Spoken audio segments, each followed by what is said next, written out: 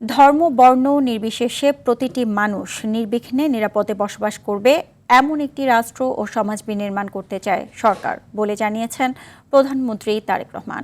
তিনি বলেন, মানুষের নিরাপত্তার পাশাপাশি কোনো প্রাণীও যেন হিংস্রতার শিকার না হয়, সরকার তা নিশ্চিত করতে চায়। ময়মনসিংহের ত্রিশালকে নজরুল সিটি ঘোষণার সম্ভাব্যতা খতিয়ে দেখার জন্য নির্দেশনা দেওয়া হয়েছে বলেও জানান সরকার প্রধান।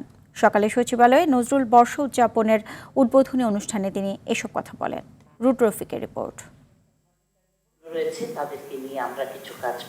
সারা দেশে একযোগে নজরুল বর্ষ 2026-27 উদযাপনের উদ্বোধনী অনুষ্ঠানের আয়োজন করা হয় সচিবালয়ে। এতে যোগ দেন দেশের খ্যাতনামা নজরুল সঙ্গীত শিল্পী ও সংস্কৃতি অঙ্গনের বিশিষ্টজনরা।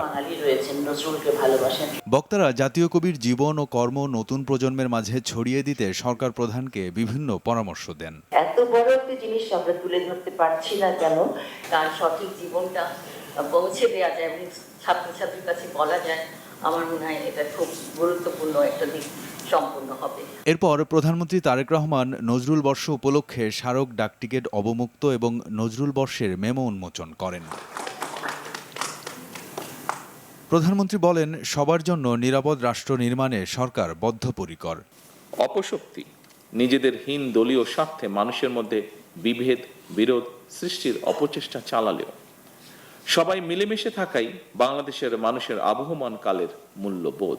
বর্তমান সরকারও এমন এক রাষ্ট্র এবং সমাজ বিনির্মাণের লক্ষ্যে কাজ করছে, যেখানে ধর্ম বর্ণ নির্বিশেষে প্রতিটি মানুষ নির্বিঘ্নে নিরাপদে বসবাস করবে। শুধু মানুষের এই নিরাপত্তা নয়, কোনো প্রাণীও মানুষের হিংস্রতার শিকার যেন না হয়, বর্তমান সরকার সেটিও নিশ্চিত করতে চায়। জাতীয় কবিকে নিয়ে আলোচনা চার দেয়ালের মধ্যে সীমাবদ্ধ না রেখে তার সাহিত্যকর্ম ও জীবনবোধ মানুষের ঘরে ঘরে পৌঁছে দেওয়ার পরিকল্পনার কথা জানান তারেক রহমান।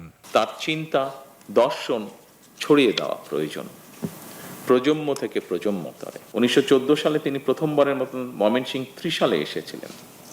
কবি সেই স্মৃতি বিজড়িত ত্রিশালকে নজরুল সিটি ঘোষণার সম্ভাব্যতা খতিয়ে দেখার জন্য এরই ভিতরে নির্দেশনা দেওয়া হয়েছে সংশ্লিষ্ট কর্তৃপক্ষকে। তথ্য প্রযুক্তির নেতিবাচক প্রভাব ও শিশু কিশোরদের বিপদগামী হওয়া ঠেকাতে জাতীয় কবির শিক্ষাকে নতুন প্রজন্মের মাঝে ছড়িয়ে দেওয়ার তাগিদ দেন প্রধানমন্ত্রী তারেক রহমান।